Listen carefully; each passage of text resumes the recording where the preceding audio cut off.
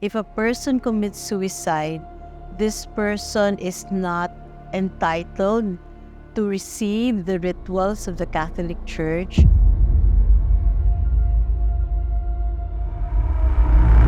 They are blamed for taking their own life. But as we grew on in our understanding of persons, we realized, sino bang nagsisuicide? Di ba yung mga depressed, those who are undergoing mental health issues, they are not in full possession of their faculties.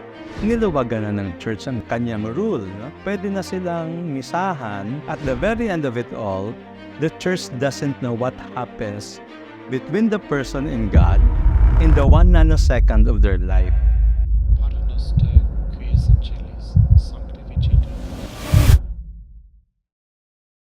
So, Father, I have two sensitive questions that I would like to ask you regarding death.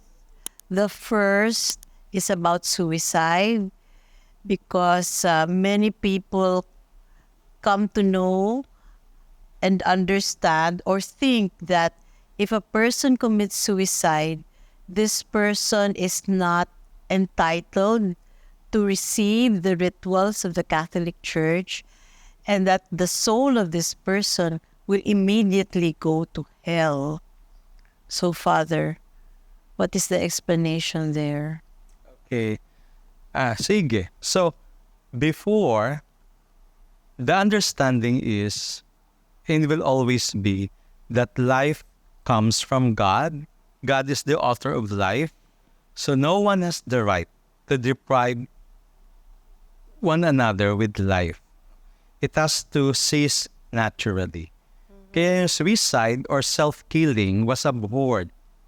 And that is why there was a time that the church legislated na ang mga suicide, yung nag-commit ng suicide, they cannot enter the church. And so, you're right, they cannot receive the sacrament. Now, that was because ang ating understanding noon ng tao is still limited. We thought that they committed suicide with their full consciousness and will intact. Kasi hindi pa develop ang understanding of psychology and neuroscience at that time. Which tells us even the church has to grow in consciousness and awareness. Hindi ka agad-agad. Of course, she possesses the whole truth. But how to articulate it, okay, yung reasons behind that, no? Sometimes, tatawid siya ng panahon in order to understand it perfectly well. And this is one of the example na noon, the church does not allow suicide, nag-commit ng suicide, to be given the sacrament kasi they are blamed for taking their own life, which is supposed to be only God's prerogative. But as we grew on in our understanding of persons, we realized, sino bang nagsisuicide? Di ba yung mga depressed, those who are undergoing mental health issues, they are not in full possession of their faculties. Di ba sa ating law nga pag ang nag-commit ng murder is isang taong may may psychological problem or may mental problem, di ba?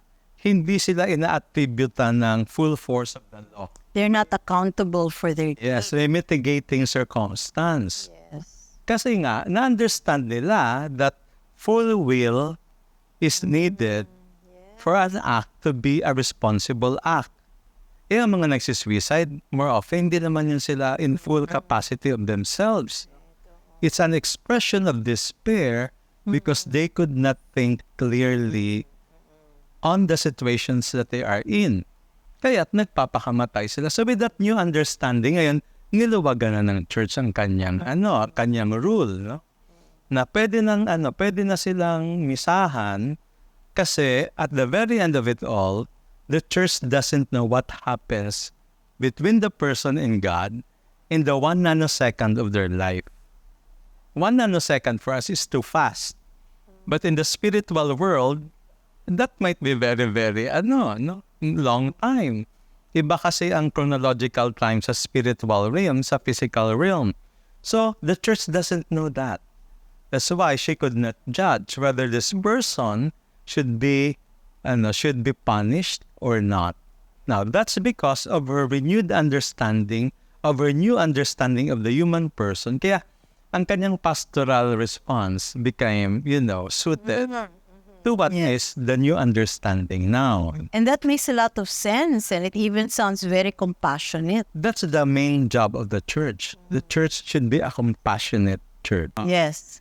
Kasi we're just thinking of the person who died and nag-commit ng suicide. We left a very significant part of that process, which is the family that the person left behind. Right. I dealt with people who have committed suicide, and sino ang unang nasaktan? The family.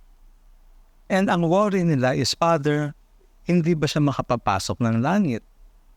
Kung i-deprive mo pa sila ng sacrament, it almost is a death toll para sa kanilang dead. No? Parang sinasabi mo, he will never enter heaven. Yeah. And what is the effect on those who are alive? They will carry the burden for the rest of their life.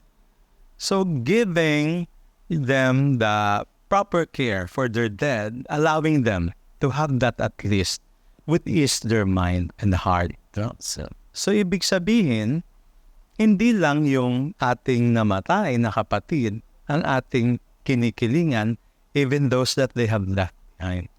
Because they will never rest until they knew that their dead loved one is forgiven and is reunited with God. So yung pastoral care is not only for the dead, it's also for the living. You are watching ATVN Philippines. Emmanuel, the God with us who saves. Good addendum point, Father. So we're really talking about a Catholic Church that is compassionate, not only to the person who took his or her own life, but also to the family. The family, okay. So moving on to the other question, the other sensitive question, Father. How about those who died tragic deaths, like victims of violence, for example, in the US? Ang daming mga nagkaroon ng shootings, di ba? At ang malungkot nun ang daming namatay ng mga inosenteng tao, or those who are victims of accidents. So what happens to their souls? Okay. So it depends on the level of their preparations. There are people, of course, they have sudden death, but they are so prepared to meet their God, meaning they live righteous lives. I don't think it matters whether the death is sudden, violent, or happy death. It doesn't matter. They are prepared anytime. Okay. Yung ano lang natin siguro hindi prepared, those who think that they will still live forever, kaya at walang preparation for their untimely demise. And that is where probably they need more help. Yes. Okay, so our prayers, our masses, our good works will be beneficial to them. Kasi what they have not prepared for in life, we are trying to supply on our side. Okay. So yung sagot ni Father is not only message about the dead, but message to us that we should always be prepared. Yes, exactly.